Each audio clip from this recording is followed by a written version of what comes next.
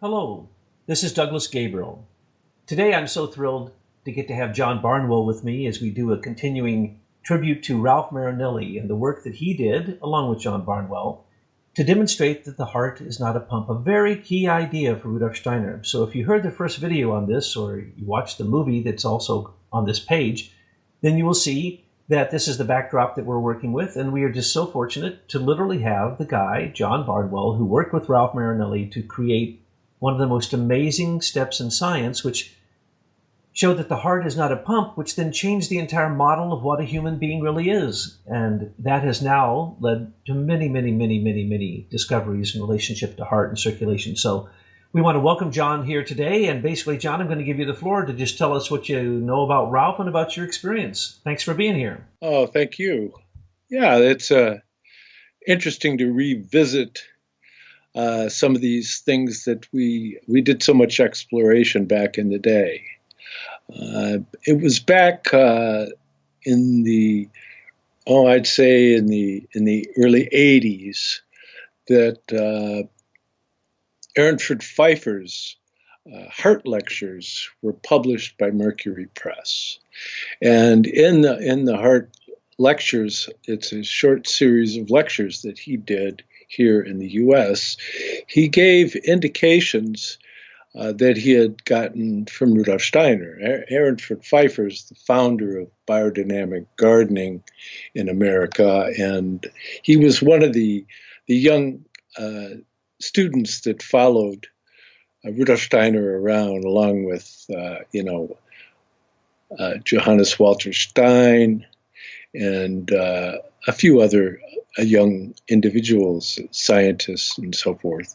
And they had the great opportunity. Ehrenfried Pfeiffer used to drive in the car with Rudolf Steiner, and he would be able to ask questions of him.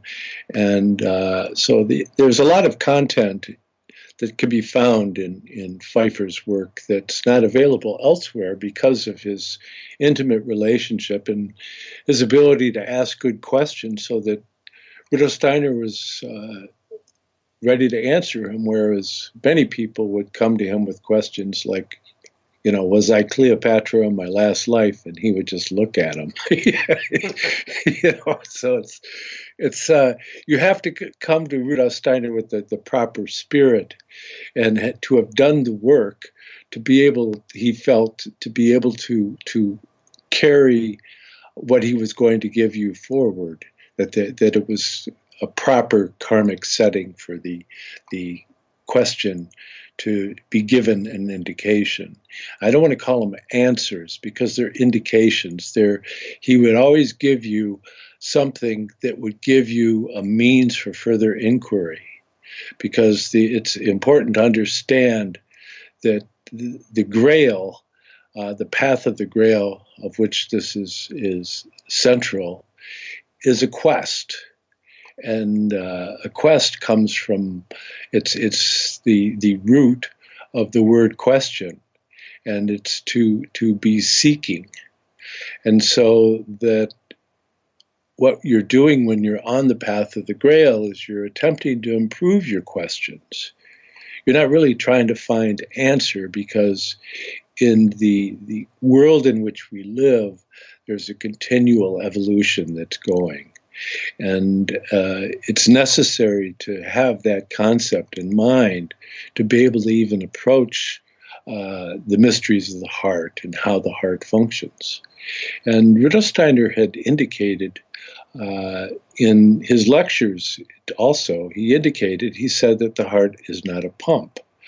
And that kind of fell on deaf ears, so to speak, for so many years. It wasn't until really the heart lectures came out, and in there, Ehrenfried Pfeiffer made some really poignant remarks regarding the heart, and people could seek those out themselves and get the more in-depth version. But basically, it had to do with the modality of human consciousness, and so that I'll characterize certain aspects of that here so that we can carry it meditatively.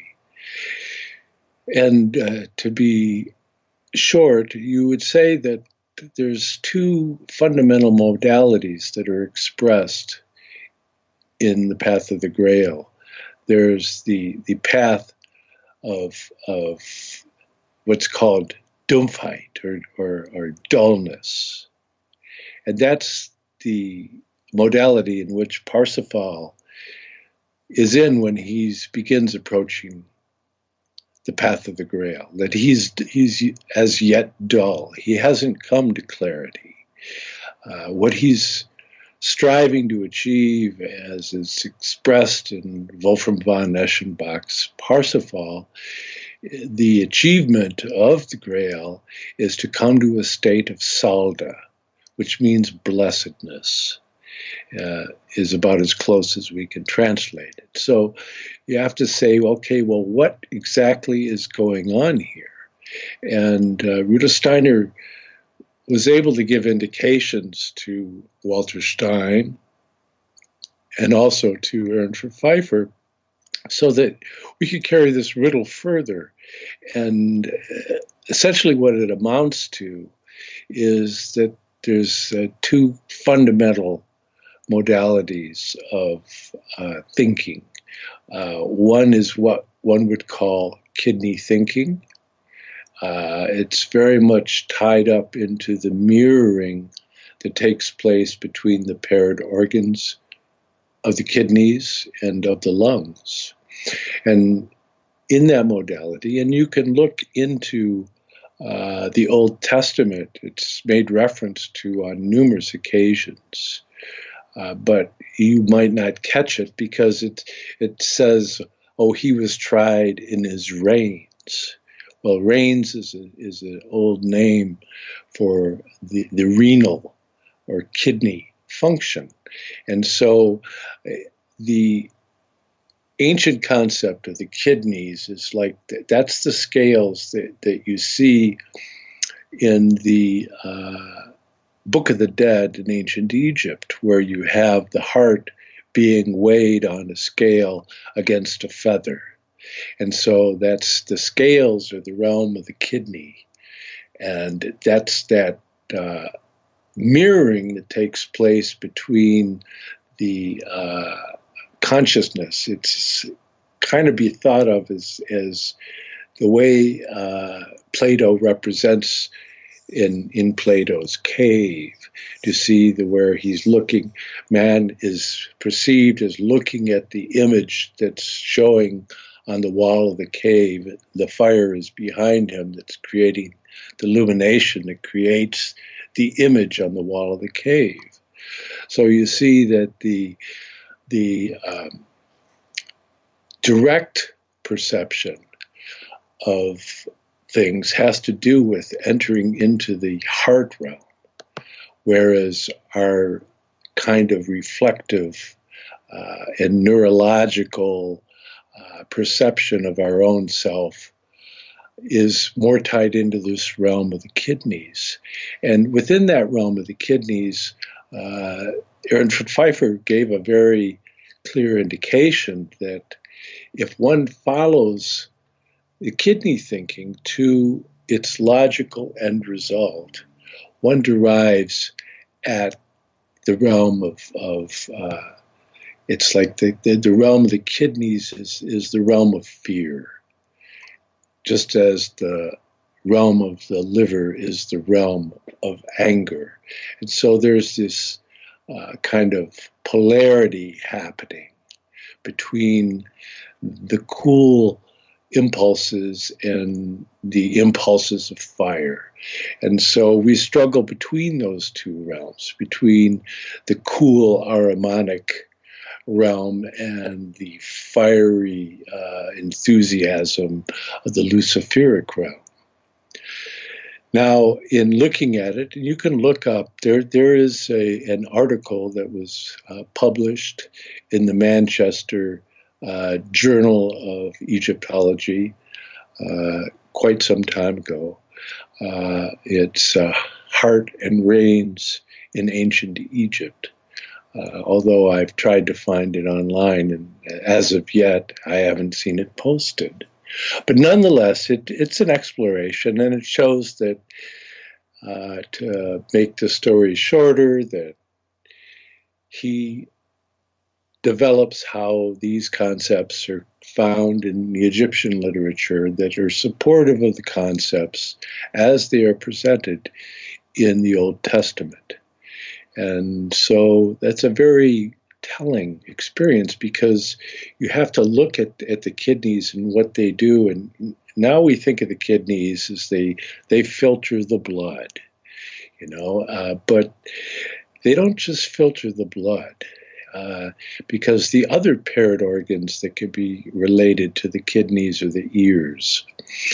And so you see that, in a sense, you could say that the kidneys are listening to the blood, in a sense, or tasting the blood.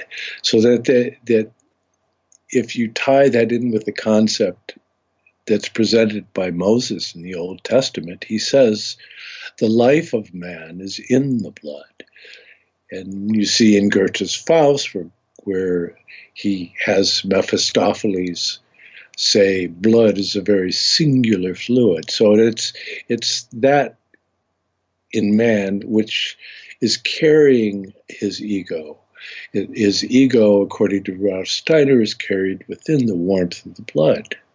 And so it's a very, very particular thing, and you see that when somebody passes on, what happens? They become cold, because the indwelling of the ego moves on. And so in looking at this, you say, well, how can this apply to medical research and all of that? Well, Ehrenfried Pfeiffer made a very poignant remark, and he said that he ran into a man who was involved in esoteric circles that he described as not black magic, but gray, sort of intermediate. And this gentleman had told him that those in the dark lodges were trying to decide whether or not he should be taken out, that they should eliminate him, because they were fearful that he would reveal certain secrets regarding the human heart. So you see that that's a very troubling remark, especially since Rudolf Steiner eventually was taken out. And it's believed by many that he was poisoned in the tea cake incident. Nonetheless, he did give us sufficient guidance to be able to explore this, and it's such a multifaceted topic that it's pretty daunting for me to approach it. But I did study it with Ralph Marinelli for several years, and it really began, through my understanding, is through coming into contact with us, and specifically with Douglas Gabriel, who kept asking him when he was going to solve the riddle of how the heart is not a pump. And so, Douglas, perhaps you can just give a little bit of a recap on that, and then I'll carry it forward. Well, as you know, you also worked down at the Detroit Waldorf School, and Ralph was connected there. And when he no longer was teaching at the 7th and 8th grade, which we asked him to do for 2 years, he asked me what he could do, and I got the intuition. And as you know, you witnessed it many times. Every time I promised him, every time I saw him after that, I was going to put an X on his arm and hit it, punch it, and ask him, have you proven that the heart is not a pump yet? And if he said no, then I would have to put an X on his arm and punch him. That was just to get across the fact that I really had a complete, clear intuition that he was the person who could do this. But I also had a feeling that, as you said, we, and we as a whole group of people, you might go into that, but that we had a little part to help us. You had a big part, but the rest of us had a little part in just kind of, saying to Ralph, really, this is super important. It's really great that if you could do this, because it would advance the Waldorf school movement, because Steiner had predicted that when the concept of the heart as a pump was thrown out, that we would then have an advance of Waldorf education very quickly. So that's what I was trying to do it for, is so that Waldorf education could go forward, but also, the whole central place of the heart. As you said, when these lectures on the human heart came out, we all in our group, Fifth Chamber, later called the Monastic Club, studied them.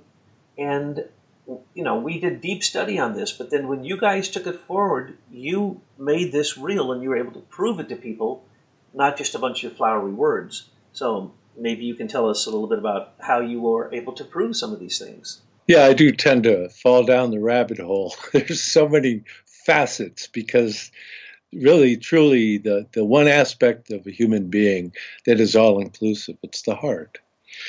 Well, one day when I was at the bookstore that I managed, the Mayflower Bookshop, Ralph used to come by and we'd go next door and have lunch. And one day he came by, he says, "Come on, I want to take you to lunch." So he sits down and he starts telling me about how he went to the butcher's shop and he bought a beef heart. And when he took it back to his laboratory in his basement, he was totally shocked when he cut it open, because if you look in Gray's Anatomy, for example, they show a section of the heart. And if you look at that drawing of the heart, you'll see that the muscles of the heart are very thick, and they have it extend all the way to the bottom and all the way up. And it's really amazing the way they did that, because they basically did the cross-section in the wrong spot. Because at the very bottom of the heart, which they call the apex of the heart, it's extremely thin. It's, just, not even an eighth of an inch in thickness. It's just a kind of a membrane. It's a hinge. And on discovering this reality, he realized that was his eureka moment, that the heart was definitely not a pump, because it would get a blowout the first time it attempted to squirt blood out of the heart. And that's the image they always gave. It's the heart's like lub-dub, and it's like it's squeezing and squirting this blood out. And on looking at that, he saw, well, that's impossible.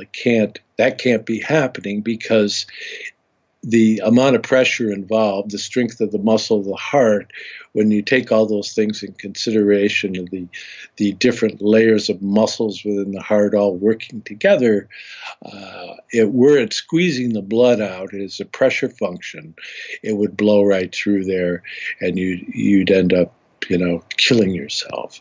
So he began a series of conversations with me that ended up with my becoming his laboratory assistant. And we did just tremendous number of experiments and research, and he would write things and then I would edit it. He said I was better at bringing it to clarity than the doctors that he had tried to work with.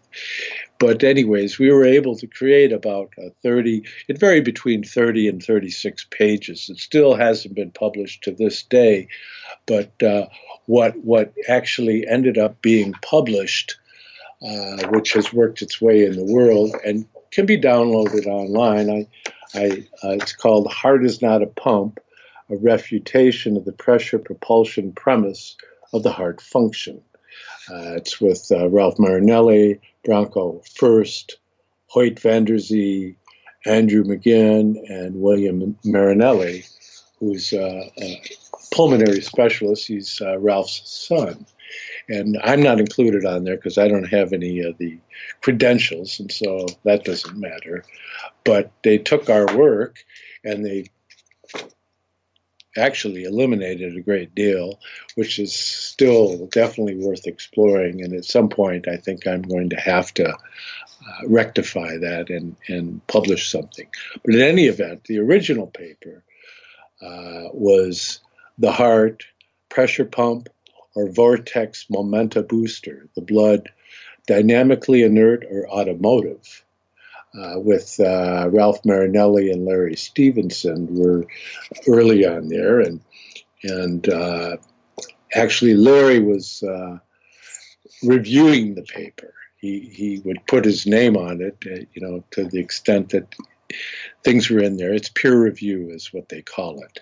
And but see, Ralph was an engineer by trade. He was what a G3, which is like, I guess, like a colonel in the Army. He ran the tank factory here in Detroit. And after he had retired from that, he went into Waldorf education. But he was trained in science, and so he was a natural person to be able to be doing this work.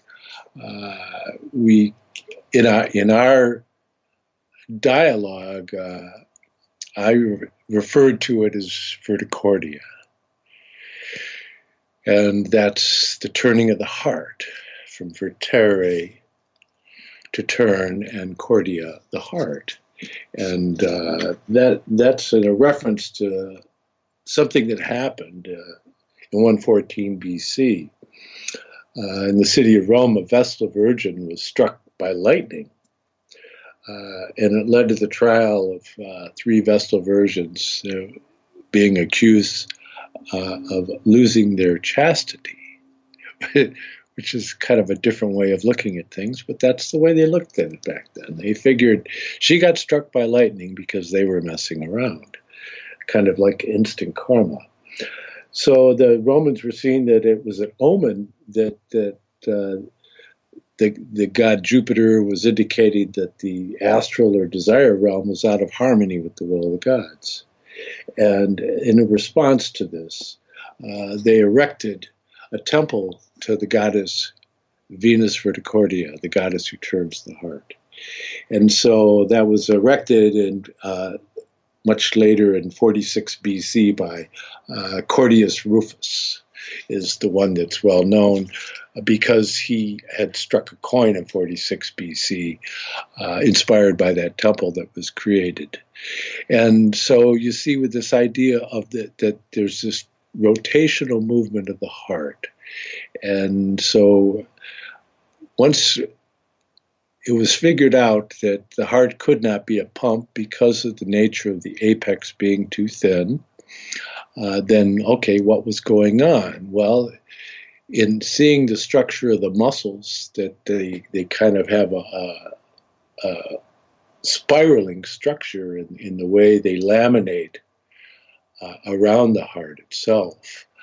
And so Ralph began experimenting. He would take Perrier bottles in a glass cutter, and he cut the bottom off of a Perrier bottle because it had a shape that was very similar to a chamber of the heart. And he would put water in it, and he would rotate it with his hand, and he was able to eject water very far, and he made this contraption. It was like an analog of the heart, and he would use this to demonstrate that the vortex movement was what was dynamic.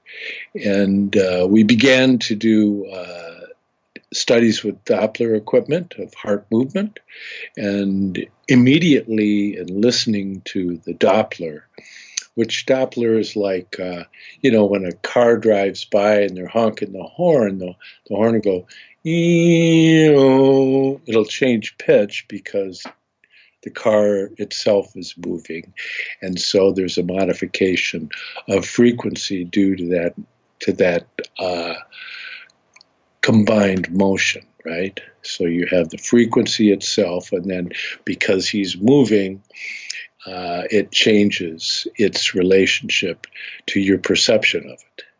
But in any event, when one listens to the Doppler effect that's produced by the motion of a heart on a Doppler unit, and also the visual, because they also have the visual equipment. You can see the motion, and you can hear it. It's like whew, whew, whew.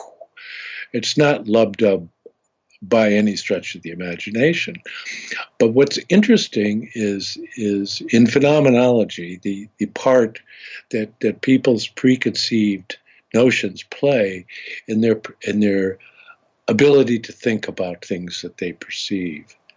It's like when you're a little boy and you wake up in the night and you look in the closet and you see a face and you get all scared, and then you turn on the light and it's just the folds of a sweater laying on the floor. But your mind was able to abstract that into the image of a face of some kind of goblin of some sort. And so much of what's modern science is basically a goblin that has been created by the modality of our preconceived approach to phenomenology. So that it's important to stay within the realm of the question, as I was pointing to earlier. It becomes an open secret. It becomes something that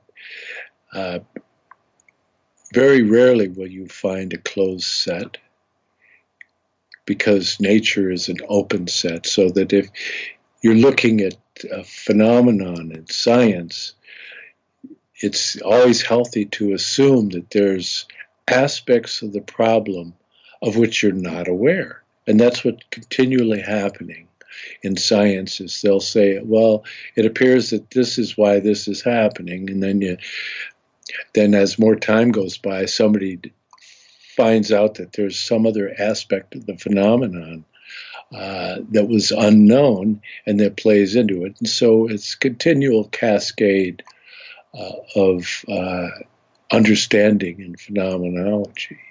And, to get to where I look at it, it's about as far afield as you could go, because I would say that were one to come to an understanding of the heart, one should study astronomy.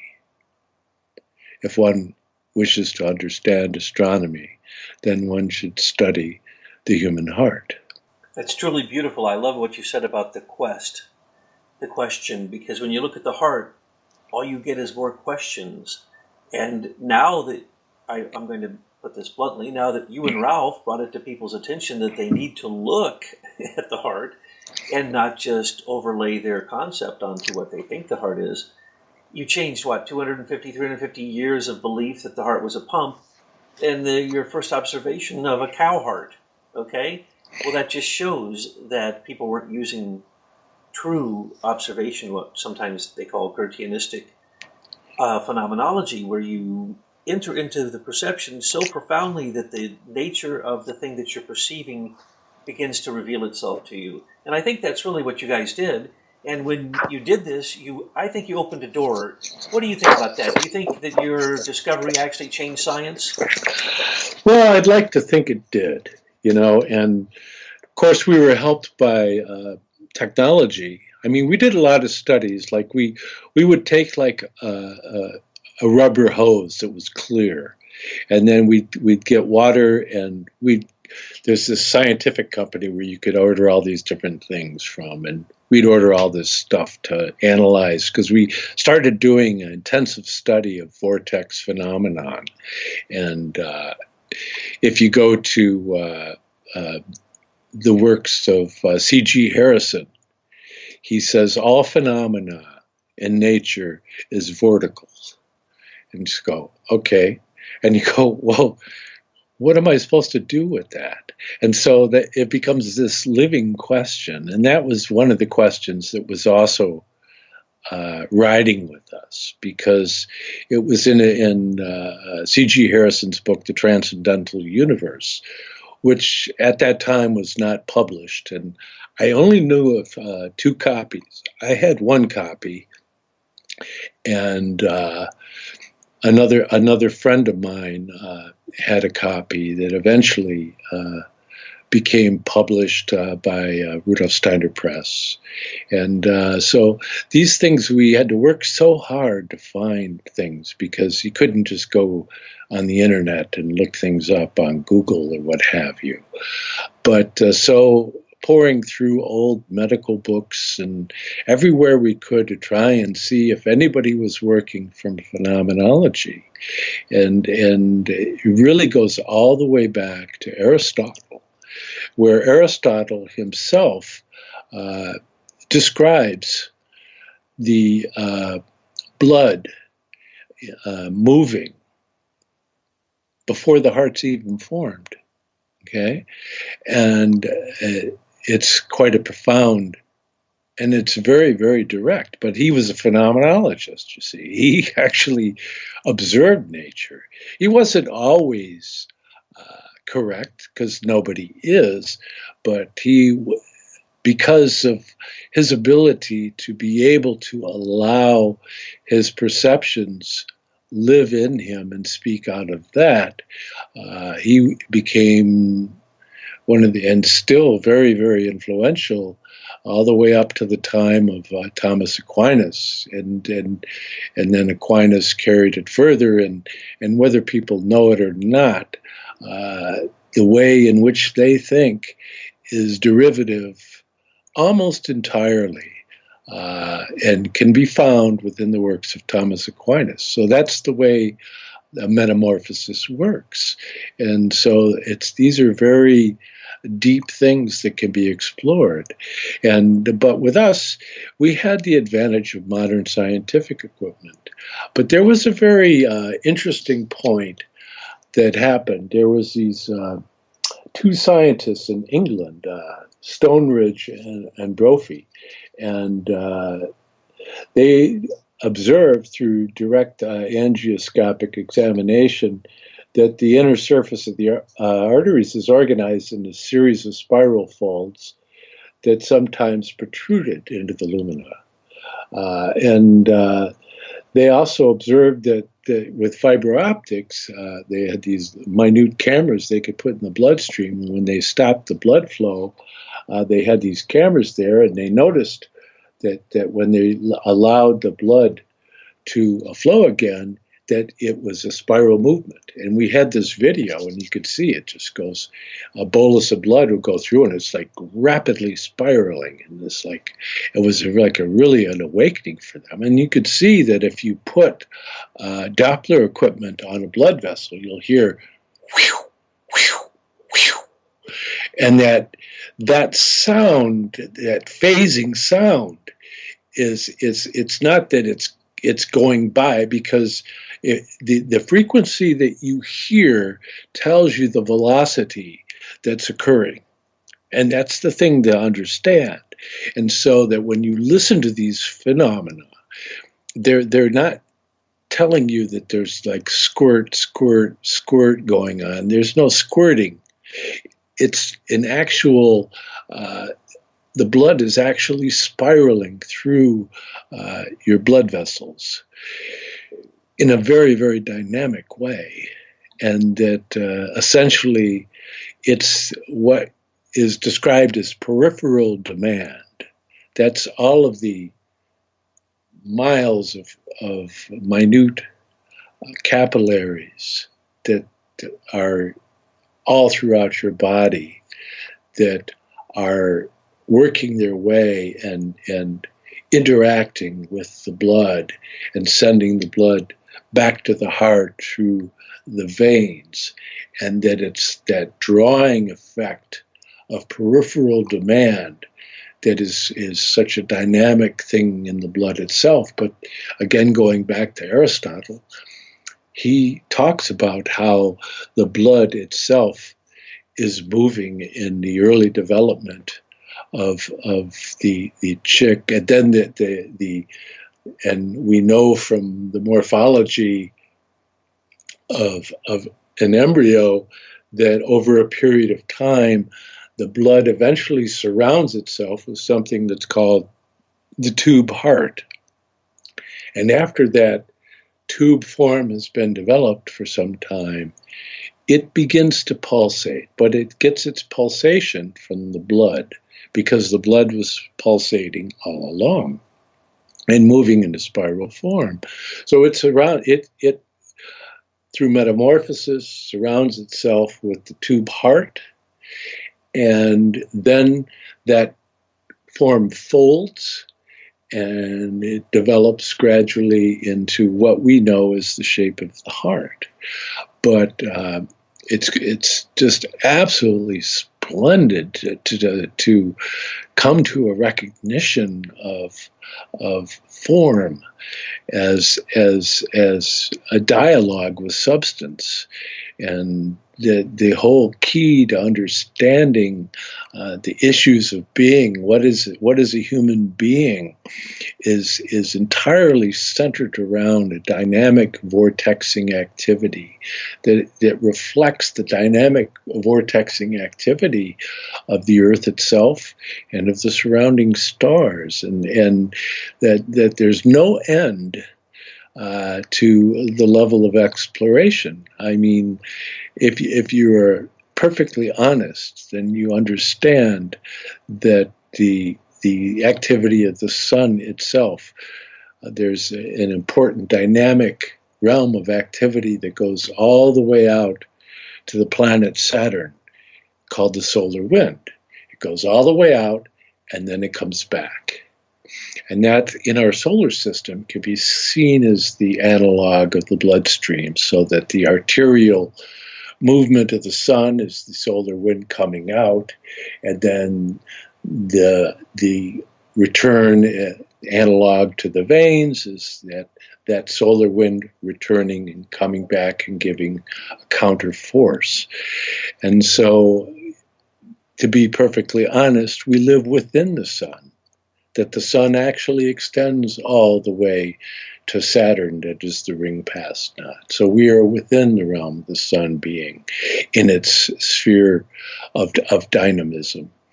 And so in meditating on these things, Rudolf Steiner and in turn Aaron Pfeiffer gave meditations on meditating on the interaction between the point and the periphery, and to make oneself conscious within the realm of the periphery. And through doing that, through a non-focused gaze, just to be able to try to be aware of your whole peripheral field of vision, can be very, very sensitizing to the realms of the elemental beings, for example. You may see them skimmering around. But it's so easy to go so far afield because, again, this is a realm that's all-inclusive. So in recapitulating, so in this realm of the kidney thinking that is so earthbound and so fearful and so cold, in being able to develop the ability to hear what is described in the Gospel of John, the still small voice, that's the voice in the heart. There's this like tongue of flame, so to speak, that dwells within the heart. And that's the true center of the being of man. And so that in meditatively being able to bring oneself into that realm as being a center, with the periphery being the cosmos, whereas the skull is like the realm of the stars, and you have the whole astral perception of the universe is very much tied into the nervous system, and we're so used to that. But that's paralleled within the realm of the kidneys, and that interaction, that polarity between Lucifer and Ahriman, and the hot and the cold. But if we can move into the warmth of the heart, the radiant sun, then we enter into the sphere of the light that casts no shadow.